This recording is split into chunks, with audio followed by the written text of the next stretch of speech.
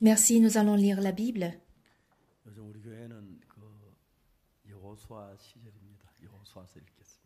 Nous sommes au temps de Josué de nos jours. Lisons Josué chapitre 3, verset 7.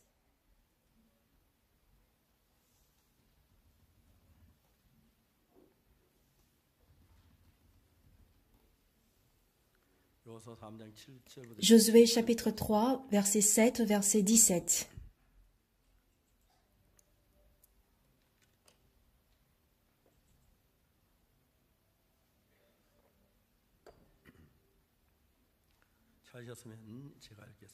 Si vous y êtes, je vais lire. L'Éternel dit à Josué, « Aujourd'hui je commencerai à t'élever aux yeux de tout Israël, afin qu'ils sachent que je serai avec toi comme j'ai été avec Moïse. Tu donneras cet ordre aux sacrificateurs qui portent l'arche de l'Alliance. Lorsque vous arriverez au bord des eaux du Jourdain, vous vous arrêterez dans le Jourdain. » Josué dit aux enfants d'Israël, « Approchez et écoutez les paroles de l'Éternel votre Dieu. » Josué dit, « À ceci vous reconnaîtrez que le Dieu vivant est au milieu de vous et qu'il chassera devant vous les Cananéens, les Héthiens, les Éviens, les Phéréziens, les Girgasiens, les Amoréens et les Jébusiens. Voici l'arche de l'alliance du Seigneur de toute la terre va passer devant vous dans le Jourdain.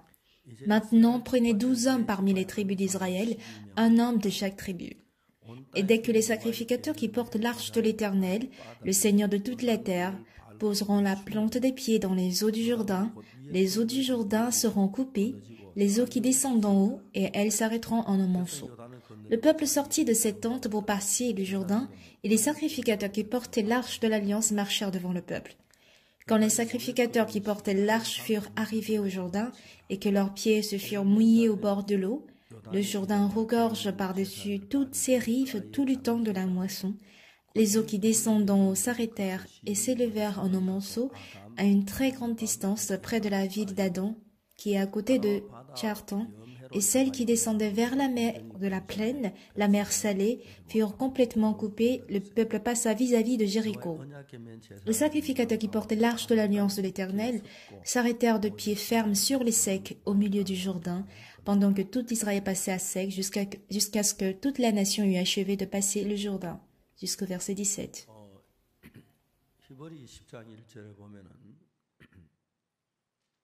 Si nous regardons dans Hébreux chapitre 10, verset 1, il est écrit en effet la loi qui possède une nombre de biens à venir et non l'exacte représentation des choses.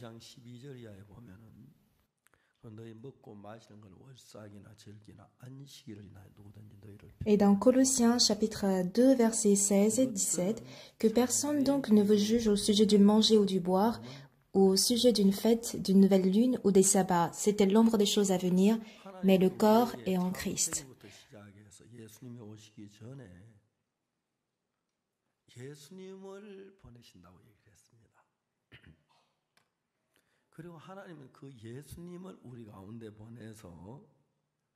Alors Dieu nous a envoyé Jésus-Christ. Nous avons la même chair que Jésus-Christ. Nous avons la main, nous avons les pieds, les yeux, les oreilles et le nez. Nous avons la même chair, le même corps, mais la seule chose qui est différente, c'est le cœur. Nous avons tous le même corps que lui, mais avec le cœur entre le monde dans lequel on vit avec son cœur et le monde dans lequel nous vivons avec notre propre cœur. Si nous comparons ces deux mondes, il y a une différence. Dieu s'intéresse à ceux qui vivent avec son cœur, ceux qui vivent avec le cœur de Jésus-Christ, et il souhaite que nous vivions comme Jésus. Du coup, quand il a envoyé Jésus dans ce monde, c'est pas qu'il était extrêmement grand de taille, qu'il était différent des hommes. Il avait les mêmes yeux, la même bouche, le même nez. Jésus respirait par le nez, comme nous. Et il parlait aussi par la parole. Il mange avec la bouche. Il écoute par les oreilles. Et c'est pratiquement les mêmes pour nous. S'il y a une chose qui était différente, c'était que Jésus avait un cœur différent de nous. Il recevait le cœur de Dieu tel quel. Pourquoi alors Dieu a envoyé Jésus? Nous avons les mêmes yeux que lui, les mêmes oreilles, le nez, la bouche, toutes choses pareilles que lui. Mais quand nous observons tout ce que Jésus fait, il le fait de même cœur que Dieu. Et tout ce que nous faisons, nous le faisons avec des pensées contraires ou différentes de celles de Dieu. Donc il faudrait que nous regardions Jésus. Et autre chose, c'est qu'il a aussi créé le cœur en l'homme. Entre la vie selon laquelle on vit avec notre propre cœur et la vie selon le cœur de Jésus, il y a une très grande différence. Les hommes disent, il faudrait aller à l'église, vivre gentiment, être fidèle à l'église, être toujours présent au culte. Mais Dieu ne nous a jamais dit ça. On ne peut jamais être bon en tant qu'homme. Toutes les pensées de l'homme sont à abandonner. Du coup, quand Jésus était sur terre, il n'a pas vécu selon sa volonté, mais plutôt par la volonté de Dieu. Du coup, quand nous vivons en acceptant la parole de Dieu telle qu'elle, on passe un processus par lequel on devient comme Jésus. Donc, je fais partie des gens qui ont lu assez la Bible. Quand nous regardons la Bible, le bien qui sort de la pensée de l'homme, Dieu n'en a pas besoin. Même si on donne notre corps consumé. Il est différent de la pensée de l'homme, mais le cœur de Dieu. Parlons de ceci. On a lu aujourd'hui Josué. Si vous construisez avec un mur avec des briques, on peut avoir un mur, mais est-ce que vous pouvez construire un mur avec de l'eau? Non, ça n'a pas de sens. Pas vrai? Mais quand j'ai lu le livre de Josué, l'eau pouvait être entassée très haut. On a lu ce matin, n'est-ce pas?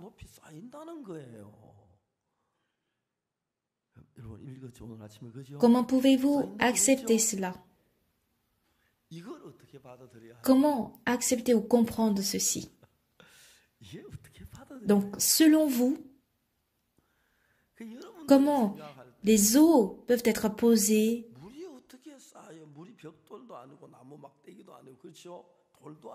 Ça tombera forcément, pas vrai?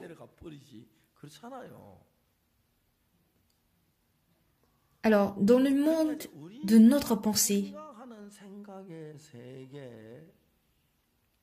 la pensée qui ne convient pas dans ce monde-là vient justement de Dieu. Donc, la parole de Dieu, quand cette parole de Dieu correspond à vos pensées, vous pourriez l'accepter avec facilité. Toutefois, quand la parole de Dieu ne correspond pas à mes pensées, qu'est-ce qu'on fait? Qu'est-ce qu'on a lu dans Josué chapitre 3?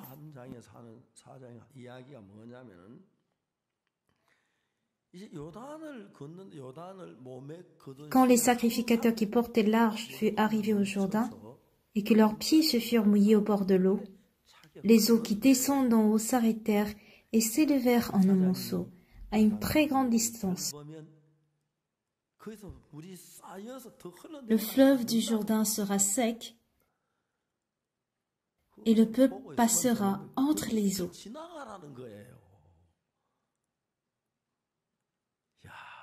Alors Seigneur, tu voudrais que je sois la nourriture des poissons? C'est un peu exagéré de donner les serviteurs de Dieu comme pas des poissons. On a plusieurs pensées qui s'élèvent en nous. Dans notre vie spirituelle, La plupart de personnes se disent ils doivent bien vivre, ne pas voler, vivre droit. On est plongé dans ce principe. Du coup, quand je vais à l'église, je dois arrêter de boire, je dois m'efforcer à ne pas fumer, arrêter de voler, et je m'efforce à ne pas faire du mal.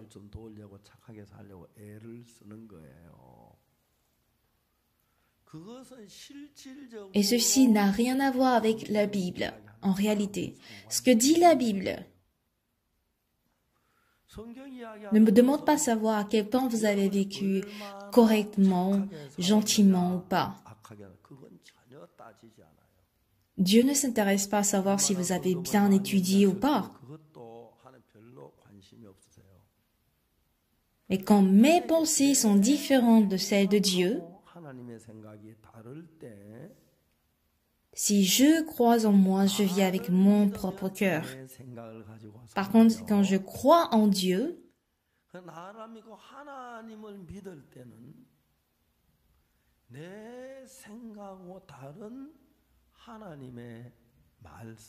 on parle de la voie sur laquelle je vais justement sur la voie qui ne correspond pas à mes pensées.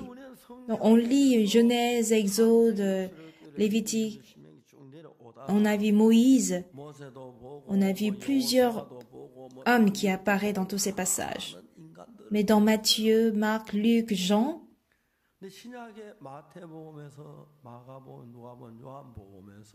on voit des mêmes personnes ayant les 2 yeux, un nez, une bouche, 2 oreilles, 2 mains, 2 pieds, 2 jambes.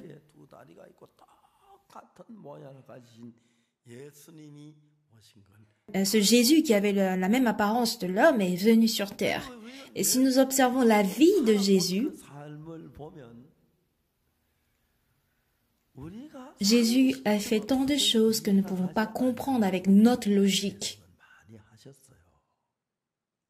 Donc, faudrait-on suivre Jésus-Christ ou faudrait-on mener notre propre vie? Ce qui est sûr, il y a une différence entre ces deux vies. Si jamais Jésus est venu sur cette terre, qu'il est crucifié, en fait, il a planifié mourir à la croix. Effectivement, il a fait pour pardonner nos péchés.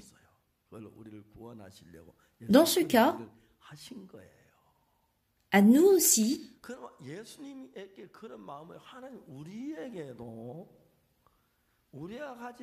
la providence de Dieu, qui est totalement contraire à nos pensées, se trouve dans cette Bible et nous le découvrons.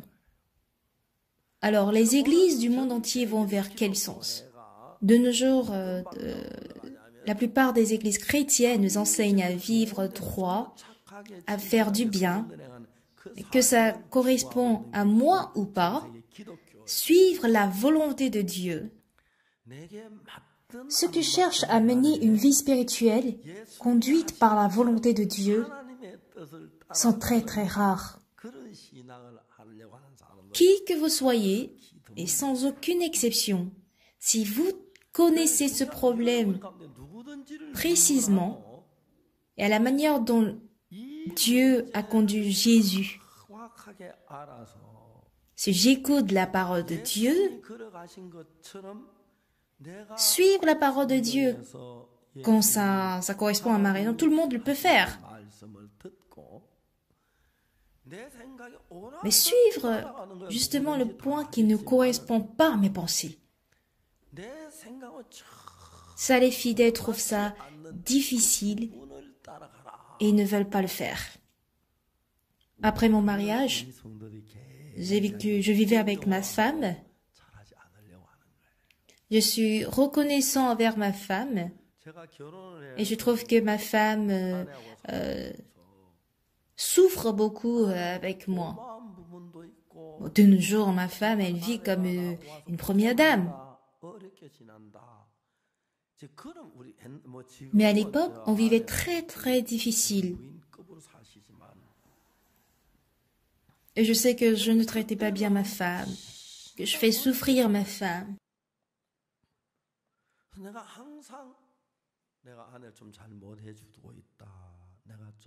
Un jour, on a trouvé une maison On a déménagé à une maison en bois au 2e étage.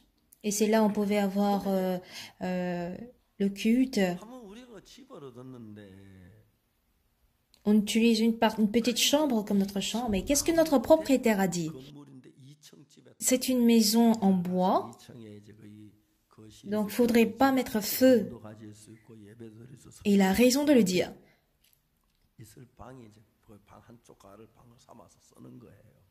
Donc, nous avons installé un chaudron au dehors de la maison. Donc, elle chauffe en fait de l'eau, de la sauce dehors avant de l'apporter. Et j'étais très désolée envers ma femme. Elle avait préparé un plat. En tant que, disons, son mari, je lui ai dit, chérie, je suis très désolée. La prochaine fois, je trouverai une maison où on trouverait une cuisine. Donc ma femme regarde pour dire, qu'est-ce que tu racontes? Est-ce qu'on est venu ici pour vivre à l'aise? On est pasteur. On est venu pour prêcher l'évangile. Pour la première fois de ma vie, elle m'a prononcé une parole qui m'a touchée. J'étais vraiment reconnaissant. Après ce jour, bon, j'en parlerai plus. Ça a pris fin là, comme ça. Un jour, j'ai voyagé, j'étais de retour. Ça faisait pas longtemps que j'étais mariée à ma femme. J'ai voulu acheter un cadeau. Et j'avais pas quoi payer comme cadeau pour une femme. Et c'était bizarre de lui demander. Et j'ai décidé de lui acheter une chemise. Et pour la première fois, je suis entrée dans un magasin des femmes. Et j'ai choisi une. Et je lui en ai offert. Chérie, j'ai acheté un cadeau. J'ai cru qu'elle allait être très reconnaissante. Elle m'a dit d'un coup, à combien t'as payé ça? J'ai payé ça à $40, mais j'ai voulu corriger à 20, mais je lui ai dit finalement 40. Elle a dit, pourquoi t'as acheté ça à $40? Et dans mon cœur, j'ai dit, tu verras si je t'achèterai un cadeau encore dans toute ta vie. Et après ce jour, je n'ai jamais acheté un cadeau à ma femme. C'est une différence de cœur en fait. Alors nous aussi, après le mariage, on a vécu ensemble 50 ans.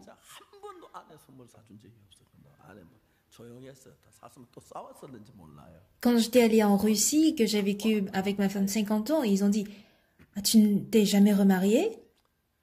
Non. « Comment est-ce que tu peux vivre aussi longtemps avec une seule femme ?» C'était la réaction des Russes. Mais les Russes ne connaissent pas. Vivre avec une femme, c'est vraiment difficile. Mais comment vivre avec 2 femmes? Déjà avec une femme, c'est difficile. Plus je prends de l'âge, s'il est vrai qu'on se rapproche davantage,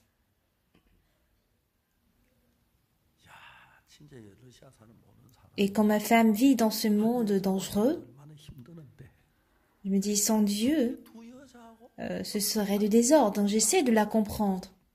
Mais parfois, je ne la comprends pas. Un jour, je me suis querellée gravement avec ma femme, mais en lisant la Bible. Femmes, soyez soumises à vos maris comme au Seigneur. Et je lui ai montré ce passage. J'ai cru que ma femme allait dire, ah, désormais je vais t'obéir. Après, elle me dit, lis la suite. Marie, aimez vos femmes comme Christ a aimé l'Église. Toi aussi vis comme ça. Donc, quoi que je lui dise, il y a toujours de retour. Il n'y a pas de fin alors. Donc, la vie de foyer n'est pas simple, mais par la grâce de Jésus, on a vécu ensemble pendant 50 années. On a vécu ensemble 50 années. Et je ne sais pas si ma femme est épuisée, elle est fatiguée. Je vois qu'elle vient de petit à petit vers moi et je suis très reconnaissant. Quand je vois ma femme vieillir, devenir fragile, je suis très très désolée. Et j'ai peur d'un coup, si elle meurt avant moi, soit en bonne santé. Je te prie de vivre longtemps. Même ça, c'est pas grave, même si tu fais brûler du riz. On peut pas brûler le riz d'un jour, on prépare avec une coque électrique. Voici comment on vit. Il y a des anciens, mais d'autres qui vivent la même vie que moi, les femmes comme les hommes. Si les hommes sont aussi pareils comme les femmes, c'est pas intéressant. Donc les hommes vivent comme les hommes, les femmes vivent différemment des femmes vivent différemment des hommes. Je suis désolée, mais pour rien de chose, les hommes réfléchissent profondément et ils se disent si je vis légèrement à la légère comme ma femme, mon foyer ou bien ma famille va ruiner.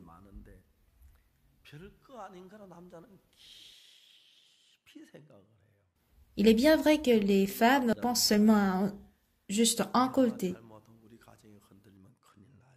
Le mari se dit que c'est parce que c'est moi que mon foyer est arrivé jusqu'à ce point. Si c'est pas moi, on allait tous ruiner. Mais les femmes ne veulent pas reconnaître ça. Telle est la différence entre les femmes et les hommes. Pas vrai? Merci. Alors, le mari est différent de la femme. Sa manière de réfléchir, d'agir est tout différent. Les hommes décident après avoir regardé tous les aspects. Mais les femmes acceptent acceptent facilement les choses en regardant juste un aspect. Donc ceux qui font l'hameçonnage, ils apprécient les femmes parce que les femmes acceptent facile. Alors, les femmes croient rapidement en Jésus et il y a beaucoup de femmes à l'église. Mais quand on demande de croire en Jésus à un homme, il se dit, ah, mon oncle, il est bouddhiste. Si je vais à l'église, qu'est-ce qu'il va dire? Il pense à cela. Ah, il y a mon père qui est catholique. S'il apprend que je vais à l'église, qu'est-ce qu'il va dire? Donc, il pense à des choses complexes. Parce que s'il pense pas à tous les aspects, il peut pas bien gérer le foyer. Donc, les hommes dans les trentaines, dans les quarantaines, ils sont très fatigués parce qu'ils pensent tellement. S'ils lisent la Bible seulement, tout peut être résolu, mais c'est parce qu'ils le savent pas. Donc, les hommes sont différents des femmes, et les sœurs doivent écouter ceci.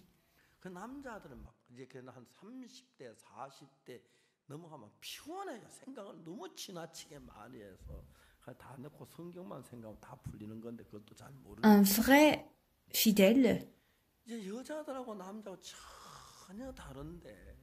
ne pas juger quand ça me correspond ou pas. Mais si on s'incline vers la parole pour savoir ce que la parole dit, même mon foyer, mon église, seront tous épanouis. Même la structure de l'homme, c'est pareil. Et Satan, il n'arrive qu'au 4e niveau. On parle de 4e dan de taekwondo. Et il a la sagesse extraordinaire de manipuler l'homme.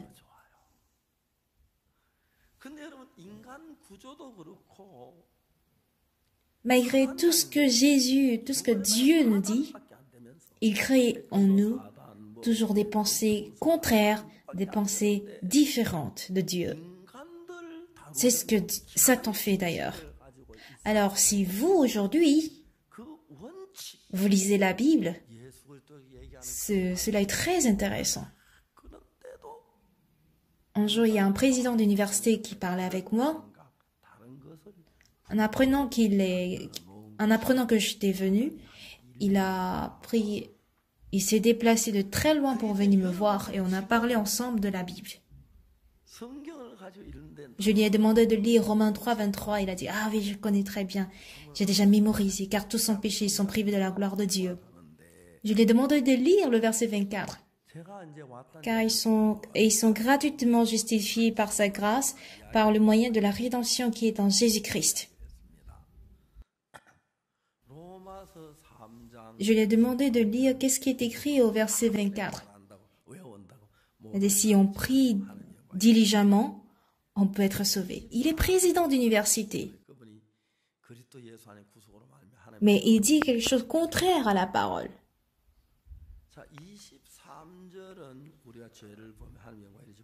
C'est parce qu'il lit la Bible avec un autre point de vue. Et je lui ai demandé de lire encore. Il a dit, si on fait du bien, on devient juste. Dans la Bible anglaise, le verset 24, car ils sont gratuitement justifiés par sa grâce, par le moyen de la rédemption qui est en Jésus-Christ. On est justifié, pourquoi? Parce que Jésus-Christ nous a nous a rachetés. Et en lisant le mot justifié, il a été étonné. Si on est justifié, cela n'est pas dû par nos œuvres, mais par le moyen de la rédemption qui est en Jésus-Christ. Donc ça, c'est une grâce.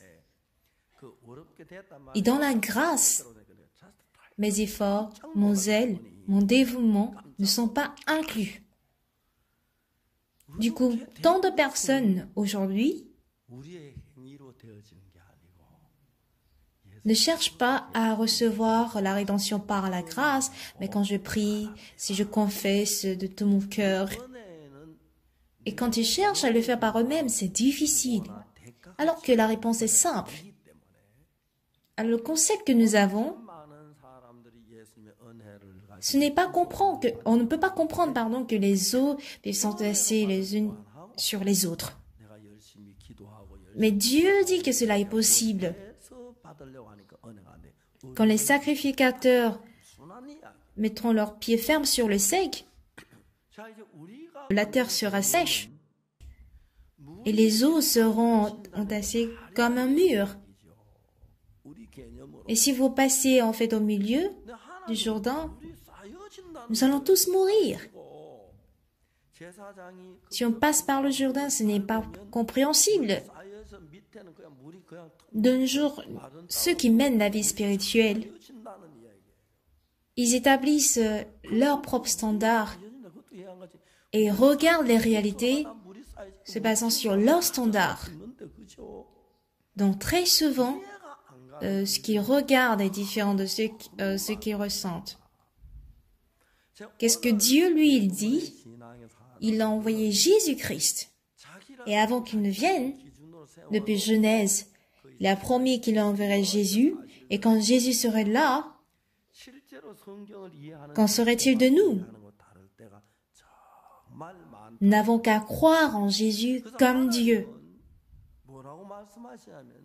Malheureusement, le mauvais esprit travaille et fonctionne en nous.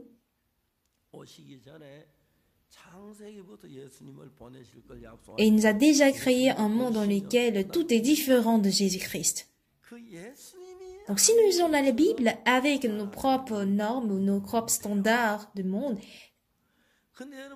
les réalités de la Bible sont différentes de nos pensées. Donc ça nous empêche de croire la parole telle qu'elle.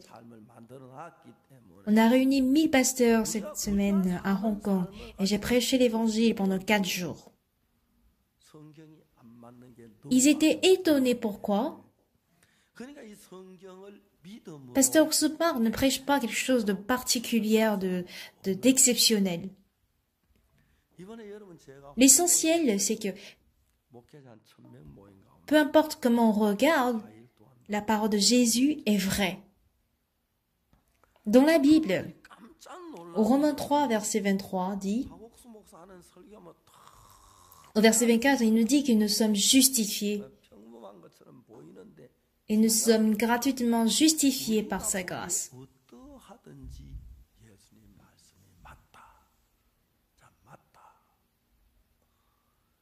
Ce n'est ni parce que nous avons observé la loi, que nous avons été zèles, on a veillé, on a jeûné, ou parce qu'on est confessé.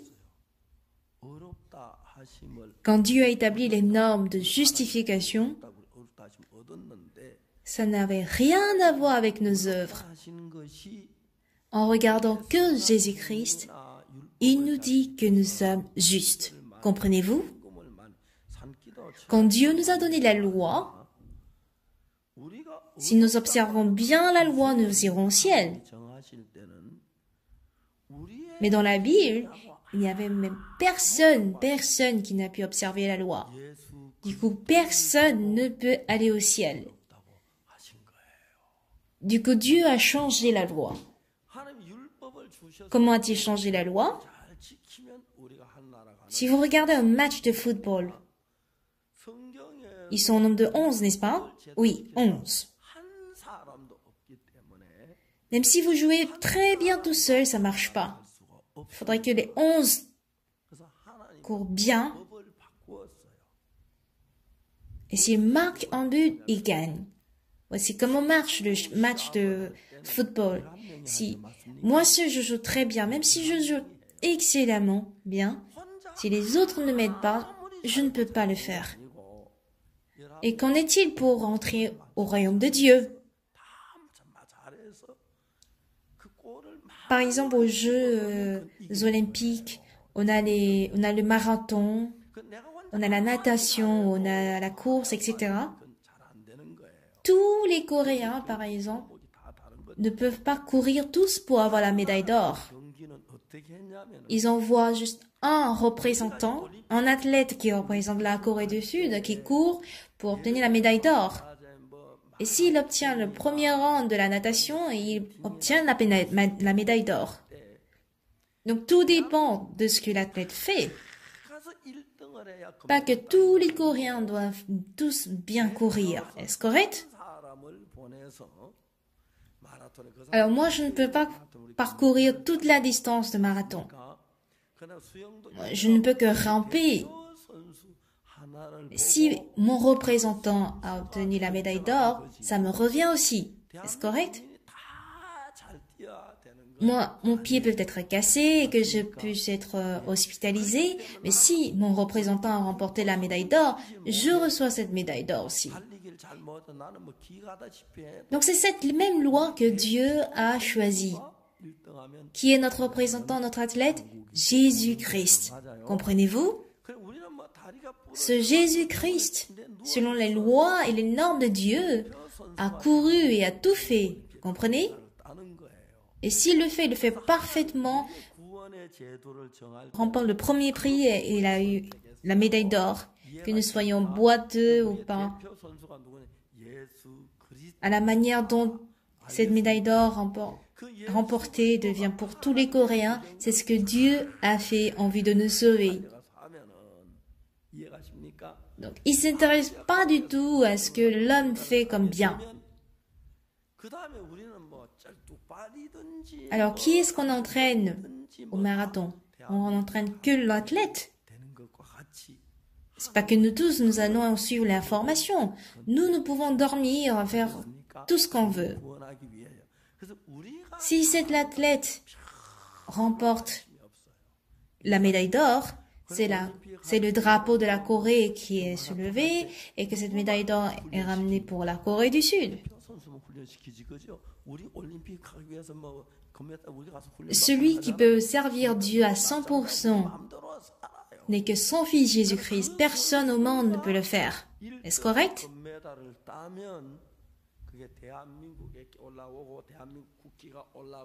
Et c'est par ce moyen de Jésus-Christ que nous sommes sauvés.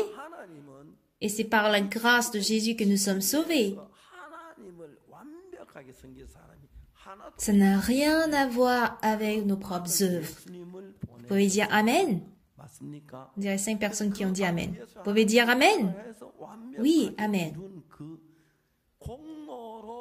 Du coup, dans notre vie spirituelle, Ah, j'ai lu la Bible, j'ai lu beaucoup de Bibles, moi j'ai prié, j'ai donné beaucoup d'offrandes, j'ai fait beaucoup de bien, tout ça n'a rien à voir avec Dieu.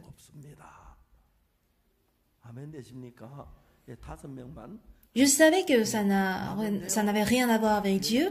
Ça, c'est une mauvaise vie spirituelle. Dieu nous a gratuitement justifiés par sa grâce, par le moyen de la rédemption qui est en Jésus-Christ. Et il a tout fait de sorte que tout soit parfait par Jésus, comprenez-vous? Mais beaucoup de gens de nos jours cherchent à être gentils par eux-mêmes, ils cherchent à être saints par eux-mêmes, ils cherchent à ne pas pécher par eux-mêmes, ils cherchent à être parfaits par eux-mêmes pour hériter le royaume de Dieu. Nous avons assisté au concours de marathon, mais nous avons été, disons, disqualifiés. Du coup, personne ne peut ne peut jamais atteindre le niveau de Dieu. Voilà pourquoi Dieu nous a envoyé Jésus-Christ. J'ai rencontré autant de pasteurs dans ce monde, mais plusieurs pasteurs vivent avec ce concept. Je dois bien faire, je dois être fidèle, je dois jeûner, je dois bien veiller pour être sauvé. Mais la Bible dit complètement le contraire. Elle dit par grâce et non par moi. Chose que Jésus a faite, je l'accepte comme mienne. Amen. Le bien de Jésus devient le mien. La mort de Jésus à la croix devient la mienne. Du coup, par la grâce de Jésus-Christ, je suis justifié. Donc, si la vie spirituelle est difficile, il n'y a personne qui pouvait être parfait, qui pouvait être juste. Du coup, Dieu a décidé d'envoyer Jésus-Christ. Il nous a donné le prix de Jésus-Christ à nous. Amen. Donc, peu importe le nombre de fois que nous péchons, peu importe nos actes qui nous amènent en enfer, étant donné que chose que Jésus a faite m'a été offerte, peu importe nos péchés, nous sommes justes. Est-ce correct? Vous comprenez? Que je vole, je suis juste. Que je commets l'adultère, je suis juste. Pourquoi? Que je vole ou je commets le meurtre, l'adultère, ça a été transmis à Jésus-Christ. Et la question est de savoir, qu'est-ce que Jésus a fait? Quel bien Jésus a accompli? Un jour, j'étais allé aux États-Unis. J'ai pris en fait la classe économique en Corée. La classe économique en avion. Quand Dieu m'a créé, en fait, heureusement, il m'a donné une taille courte. Je suis née juste après la guerre, un peu avant la guerre. Donc, je mangeais tout ce que je pouvais. Je manquais de nutriments, du coup, j'ai pas pu grandir. Mon fils, il est plus grand que moi parce qu'il mangeait mieux. Mes petits-fils disent qu'ils vont grandir jusqu'à 1m90.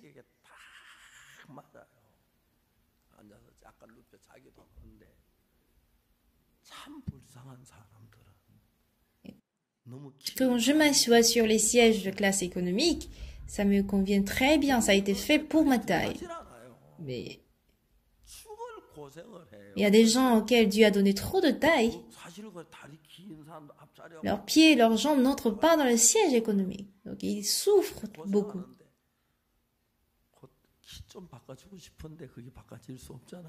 Et les gens qui sont de grande taille, ils souffrent beaucoup quand ils s'assoient sur le siège économique. J'ai envie de lui échanger ma taille, mais c'est pas possible. Donc c'est bien quand je prends l'avion. Et un frère qui a pris le même avion que moi, il dit avoir pris la classe des affaires. la classe première, il a dit, ah voici, je suis dans la classe première. J'ai dit, ok, bon voyage. Moi, je suis dans classe économique et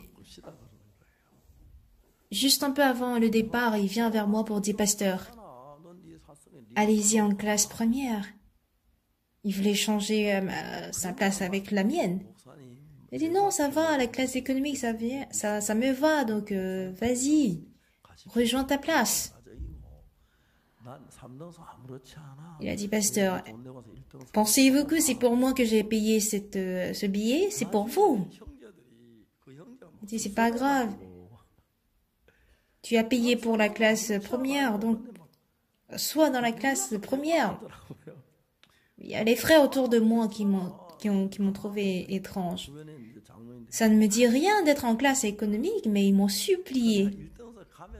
Il dit, ça va, vas-y. Les anciens autour de moi ont dit, pasteur, qu'est-ce que vous faites?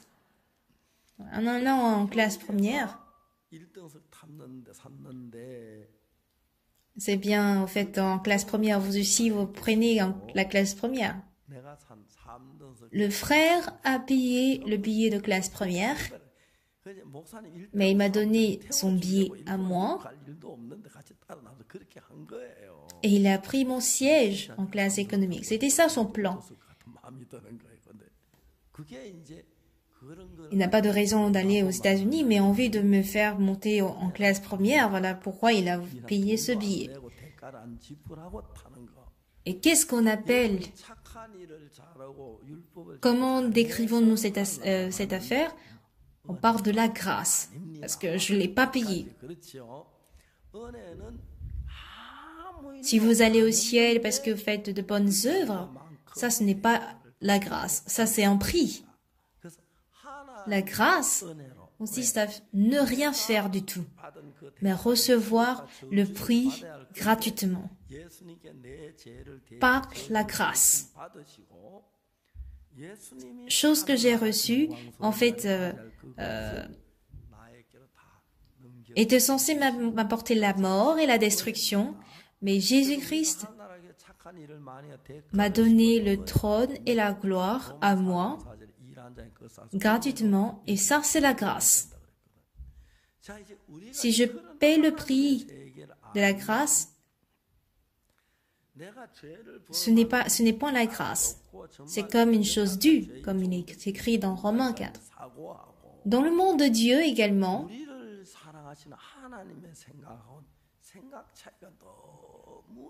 la réflexion de l'homme, qui est en fait très étroite, et la pensée de Dieu sont deux choses très différentes. Du coup, personne parmi nous peut avoir la même pensée que Dieu. Comprenez-vous? Donc, il faut que nous abandonnions notre pensée, et parce que nous avons déjà péché, et comme châtiment de ce péché, nous sommes censés aller en enfer. Et ce péché qui est censé m'amener en enfer a été retombé sur Jésus-Christ. Et quand Jésus-Christ a emporté en fait mes péchés, c'est un peu comme j'ai changé mon billet avec ce frère. Jésus, il a pris la croix, il a souffert, il a porté notre châtiment. Et nous, en échange, nous avons reçu la gloire, le trône de Dieu. Et ceci est appelé la grâce de Dieu, comprenez-vous? Du coup, nous n'avons pas besoin de faire le bien, de commettre du bien. Il est bien clair que nous sommes censés périr, mais en échange avec Jésus, comme si je allais en classe première et que le frère a pris la classe économique, Dieu nous a sauvés de la même manière. Si je paie moi-même le prix, on ne peut pas payer sa grâce. Et c'est justement parce que je n'ai pas payé de prix que c'est la grâce. Alors Josué devait aller à Canaan. Mais par nous-mêmes, n'avons pas la force pour chasser les Cananéens.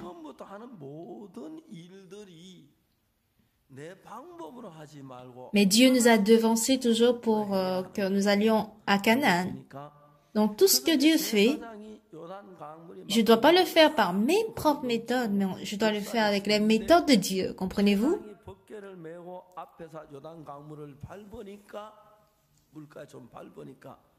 Et on voit que les eaux du Jourdain étaient vraiment très fortes. Mais quand les sacrificateurs ont mis leurs pieds sur le bord de l'eau, est-ce que vous avez vu le film Les 10 commandements? On voit comment les eaux, toutes les rives, tout d'un coup, se sont arrêtées.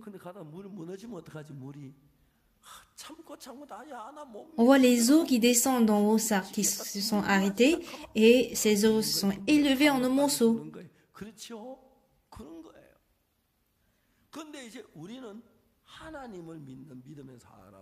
Et si jamais les sacrificateurs disent qu'ils ont mal aux pieds et qu'ils lâchent, ils tombent tous dans l'eau et ils meurent. Nous, les hommes de foi, à nos yeux, dire que les eaux se sont élevées en un monceau, ça n'a rien à... Ce n'est pas compréhensible. C'est incompréhensible. On sait que si jamais l'eau tombe sur nous, on meurt. Mais si Dieu dit traverse le fleuve, on traverse. C'est ça, croire en Dieu. Comme l'ancien parle vient de témoigner, les anciens doivent savoir que la vie spirituelle est facile. Pourquoi la vie spirituelle est facile? Jésus-Christ a pris tout dans notre place, c'est facile. Pourquoi c'est difficile? C'est parce qu'on cherche toujours à faire ce que Jésus-Christ est censé faire. Voilà pourquoi c'est difficile. Si notre vie spirituelle ne marche pas, c'est pas parce que c'est difficile, c'est parce que c'est facile. Ceux qui vont en enfer, ils ne vont pas en enfer parce qu'ils ont commis autant de péchés. C'est parce qu'ils sont très gentils qu'ils vont en enfer. Ça, c'est une histoire très importante. Vous comprenez? Chez pasteur, vous comprenez? Les pasteurs qui viennent de l'étranger, vous comprenez? Oui, c'est parce que nous sommes très gentils que nous cherchons à traiter avec notre bien. Et avec notre bien, nous ne pouvons pas atteindre la justice de Dieu. Du coup, avec notre mal, qui ne peut pas, on donne, on lui change avec la justice de Jésus. À la manière dont j'ai échangé mon billet avec celui du frère, tandis que j'ai payé un billet de classe économique, j'ai pu prendre la classe première. Prenez aussi la classe première. On en crée un lit pour vous. Vous aurez même une grande couverture.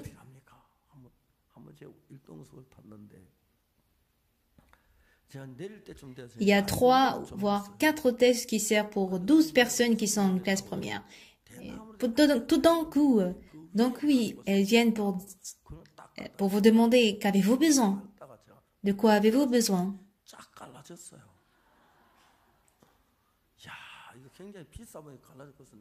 Et un jour, j'ai voulu faire du sport, mais quand je me suis levée, une hôtesse est venue me donner en fait une plaque en bois sur laquelle je peux faire le sport. Et quand j'ai sauté dessus, ça s'est cassé. J'ai cru qu'elle allait me demander de rembourser cela, mais elle a pu échanger avec une nouvelle.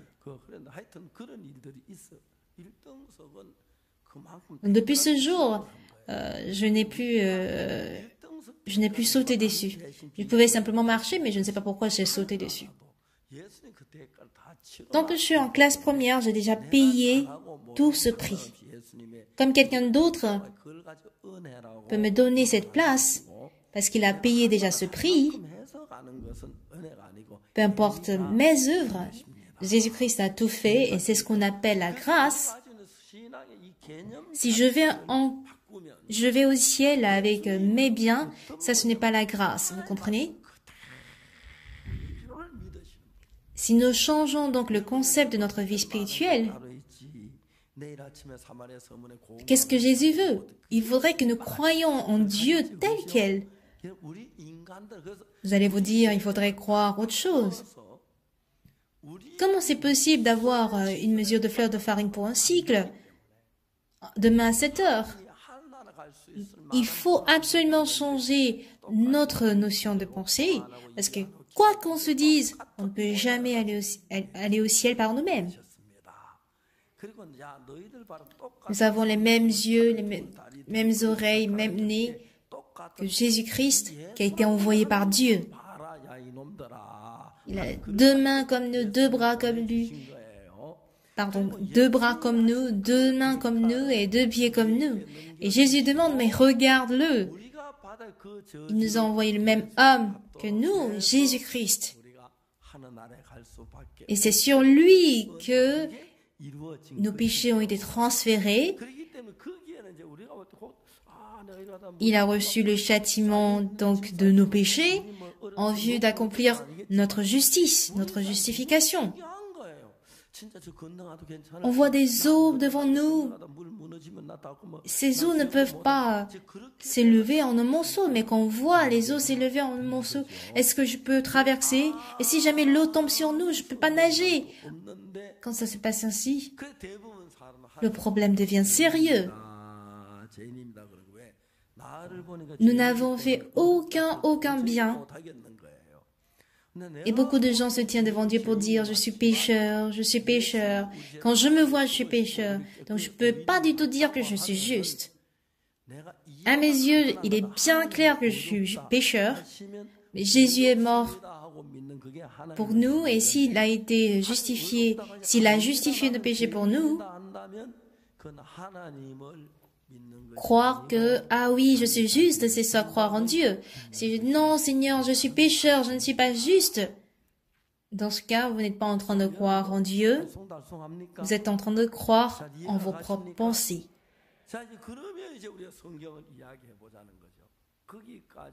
Est-ce que vous le comprenez bien? Donc, il faudrait que nous traitons la Bible avec avec cet aspect-là. Dieu me dit que je suis juste maintenant. La Bible dit que je suis juste. Romains 3, 24. Et ils sont gratuitement justifiés par sa grâce, par le moyen de la rédemption qui est en Jésus-Christ.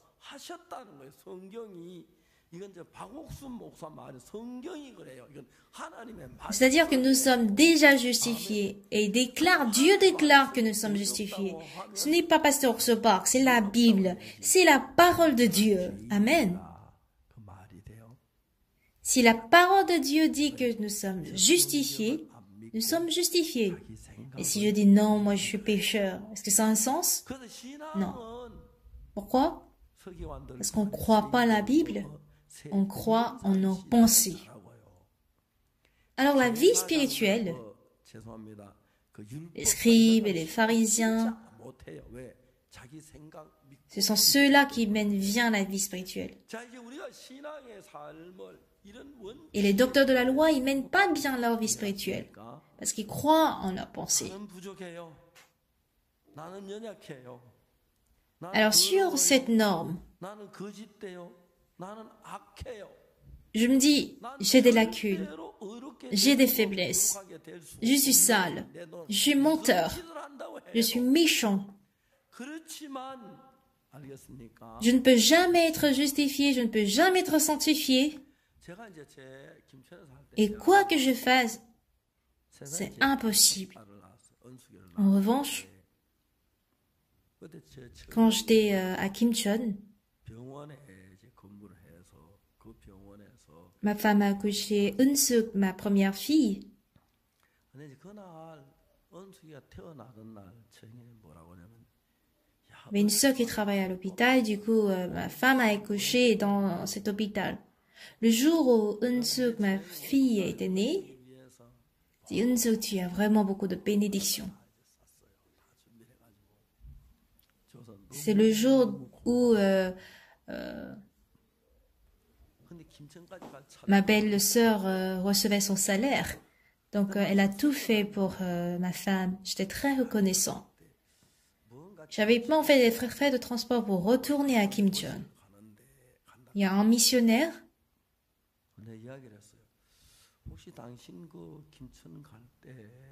il passait par Kimcheon pour aller dans une autre ville.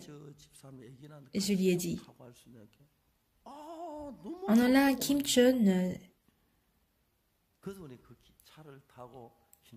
est-ce que vous pouvez nous faire, est-ce que vous pourriez nous amener jusqu'à Kimcheon, la femme, ma fille et moi? Ils ont dit oui, bien sûr, bien sûr. C'est ainsi qu'on a pris son véhicule pour aller à Kimcheon.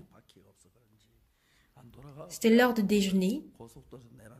Et c'était comme aujourd'hui, je devais les servir à déjeuner. Mais ma tête ne pouvait pas rouler ainsi. Et là, il nous a déposés, ils sont repartis.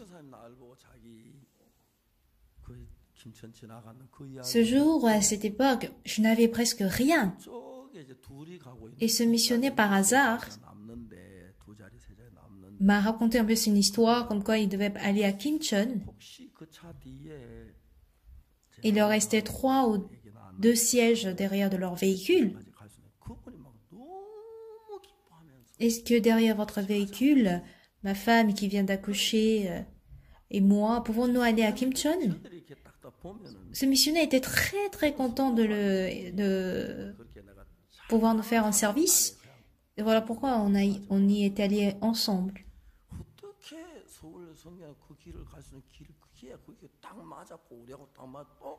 Ce n'est pas celui que je connaissais très bien, je le saluais, bon.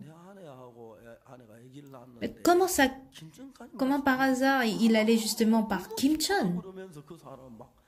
J'ai dit, ah oui, ma femme qui vient d'accoucher, on doit retourner à Kimcheon, est-ce que vous pourriez nous amener à Kimcheon? Il dit, oui, avec plaisir. Ah, Dieu a préparé même un véhicule pour retourner à Kimcheon. Et arrivé aux autoroutes, il nous a déposés et ils sont partis. On était très reconnaissants.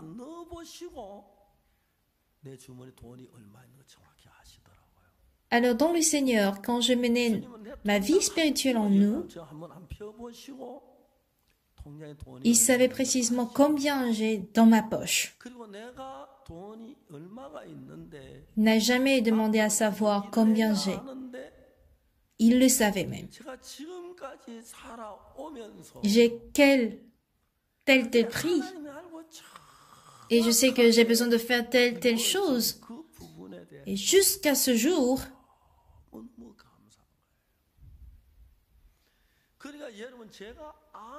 quand je vois comment Dieu résout les choses clairement, je suis très très reconnaissant.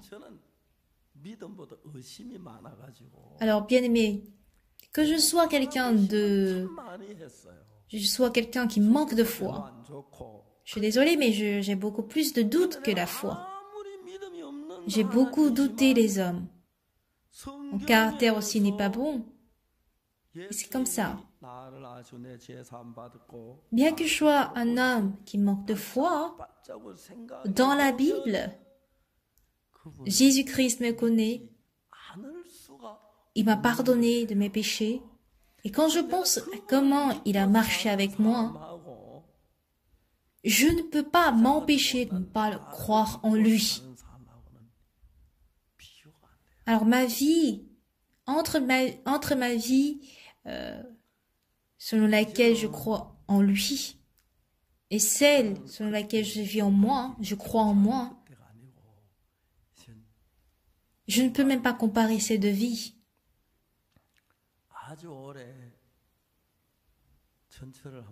Aujourd'hui, je ne suis pas assez jeune. Je suis devenu un vieillard. Il y a très longtemps, j'ai pris un train et il y a quelqu'un qui a dit « Ah, bébé, viens t'asseoir ici !» Et je me suis rendu compte que, effectivement, j'étais devenu un bébé. Je ne savais pas que j'étais devenu un grand-père. Du coup, dans ma vie tout entière, Dieu n'avait jamais enfreint à ses promesses. Cherche et tu le trouveras. Frappe à la porte et je t'ouvrirai la porte. On doit tracer la ligne ici clairement entre travailler par ma pensée et vivre selon la parole. Et au fur et à mesure que je trace la ligne,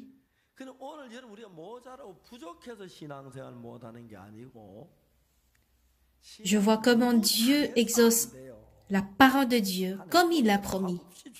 Ce n'est pas parce que j'ai de faiblesses que je ne peux pas mener ma vie spirituelle aujourd'hui. Ça marche pas justement parce que je cherche à bien faire. Le pardon de péché, je le reçois par grâce. Et toute chose se fait par grâce, par grâce, par grâce. Bien-aimés, d'un jour, quand on est la cantate de Noël, on en a parlé suffisamment. 2 fois à Los Angeles et à Las Vegas, à Salt Lake.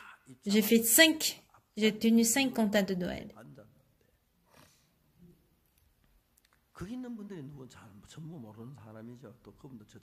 Et lors du concert de 15 heures, les gens sont entrés dans la salle et je me suis assis en fait devant.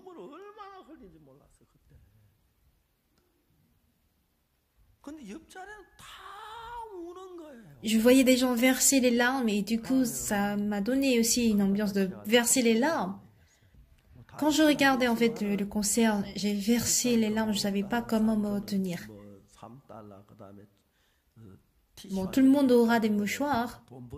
Je pense que si on vend des mouchoirs, on gagnera de l'argent. On gagnerait de l'argent.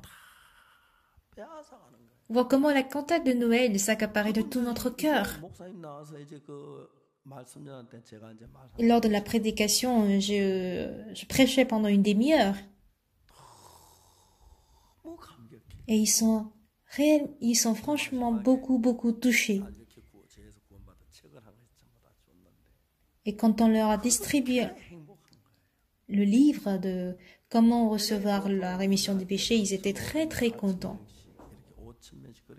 Donc, par ville, on a 2000, voire 4000, 5000 spectateurs. Leur visage est tout souriant quand ils sortent de la salle. Donc, on se demande est-ce que ces Américains étaient aussi heureux dans leur vie.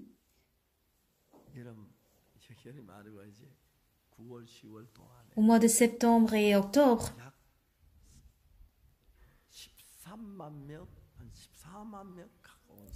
il y a environ 130 000, 140 000 personnes qui ressentent cet amour et cette joie.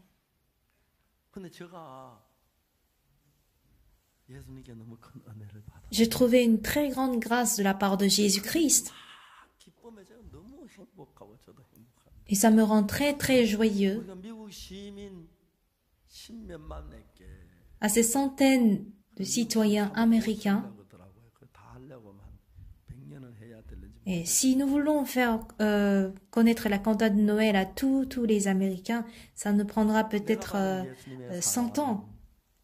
Parce qu'ils sont au nombre d'environ 300 millions de personnes. Alors, la joie de Jésus-Christ a pénétré mon cœur tel quel. Et désormais, je peux transmettre cette joie par Jésus.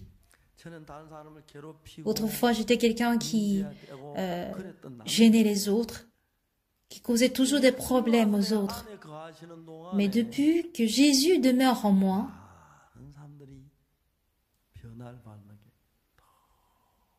j'étais très reconnaissant de voir comment tant de personnes changeaient à travers moi. Au moment où j'évangélisais en prison, il fallait que je rédige ou bien je remplisse un formulaire et je lis un peu leur dossier. Il y avait quelqu'un qui venait de Sonsan. J'ai dit, ah bon? Je viens aussi de Sonsan. J'ai un peu causé avec cette personne. Avez-vous une famille? Oui, j'ai une famille.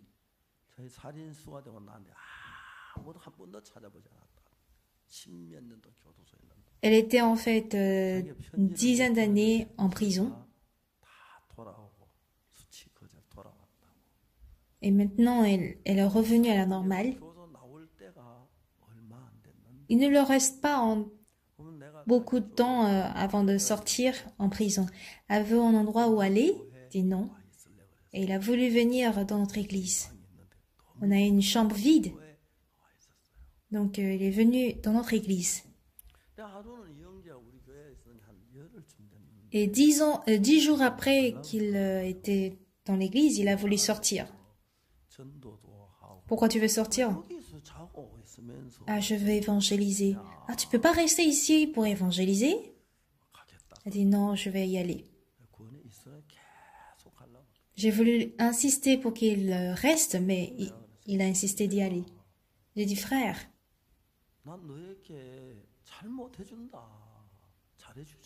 oui, j'arrive pas à te traiter en bien. Tu ne peux pas rester ici, même si t'es pas très confortable. Mais d'un coup, ce frère a eu des larmes aux yeux. Il a dit, oui, pasteur, merci, je vais rester ici.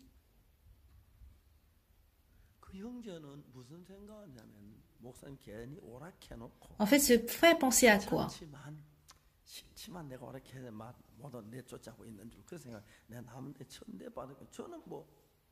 Certainement, pasteur me trouve, disons, gêné. Il trouve gêné de vivre avec moi. Donc, même s'il ne le dit pas, même s'il ne me dit pas de sortir, je suis ici et je le gêne. Donc, il était très reconnaissant de connaître mon cœur, parce que pour moi, je n'étais pas du tout gênée qu'il soit là. Il est un peu âgé et je me suis demandé, il est un peu âgé, mais il y avait quelqu'un qui m'a dit, il y a une sœur dans telle église qui s'intéresse beaucoup à ce frère, j'ai dit de l'appeler. J'ai dit à la sœur, pourquoi tu viens seule alors que les autres viennent en couple? Mais pasteur, j'ai pas de mari. Où est ton mari? Il est mort. Oh là là, tu n'as pas de bénédiction.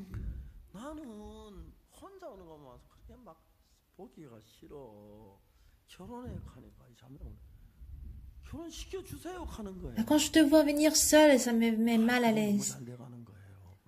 Elle dit donc, pasteur, conduis-moi au mariage. Alors si je te propose n'importe qui, tu vas te marier? Oui. Et ce frère, quoi? Un meurtrier.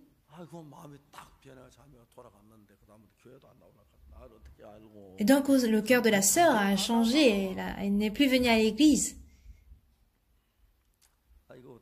Je me suis dit, que faire? Mais un jour, elle est venue me voir, tout en pleurant. Je dis, sœur, t'inquiète pas. Ce frère a beaucoup de sœurs avec qui se marier. Dieu a certainement préparé quelqu'un pour lui, donc t'inquiète pas. Non, pasteur, c'est pas de ça que je parle. Tu sais quoi, quand j'ai réfléchi, j'étais très orgueilleuse. Ce frère est plus mieux que moi, c'est parce que j'étais orgueilleuse. S'il vous plaît, conduisez-moi au mariage avec lui. J'ai dit non. Elle voulait pleurer. Donc finalement, ils se sont mariés ensemble. Et quand ce frère est rentré à la maison, son père est décédé et il avait une terre comme héritage et tous ses grands frères l'ont pris.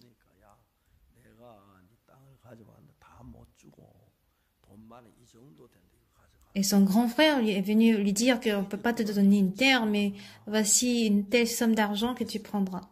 Donc c'est avec cette somme d'argent qu'ils ont payé une maison, ils ont trouvé aussi une voiture, et ils sont les deux à vendre des chaussettes.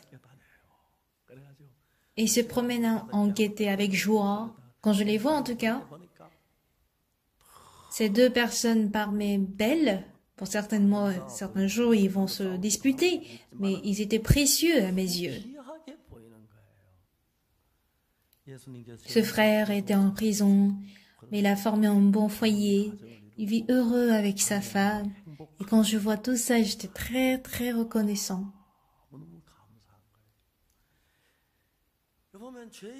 Dieu désire sauver ceux qui sont plongés dans le péché. Il cherche à remplir nos faiblesses.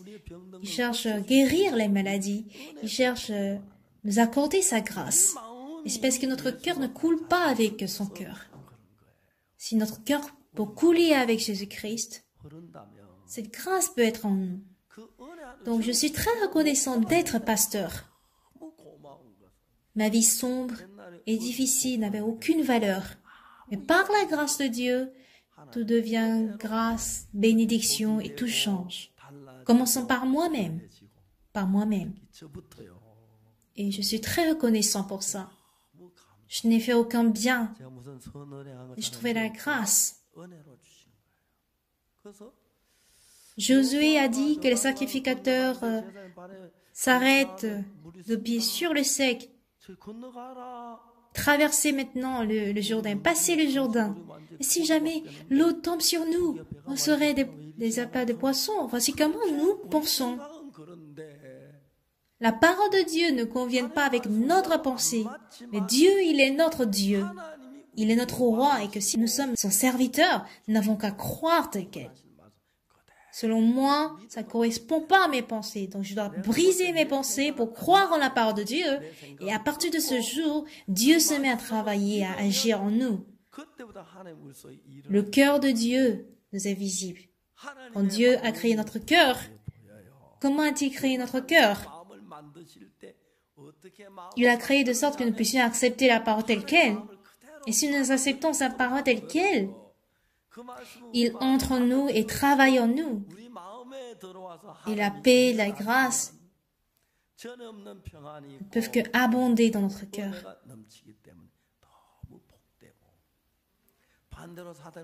Si on se dit qu'on est intelligent et que nous refusons ou nous repoussons la parole de Dieu avec orgueil, nous ne pourrons pas bénéficier de cette grâce et cette bénédiction de Dieu. Dieu nous a ouvert la voie de bénédiction. Voilà pourquoi nous puissions louer avec son nom. Nous allons prier ensemble.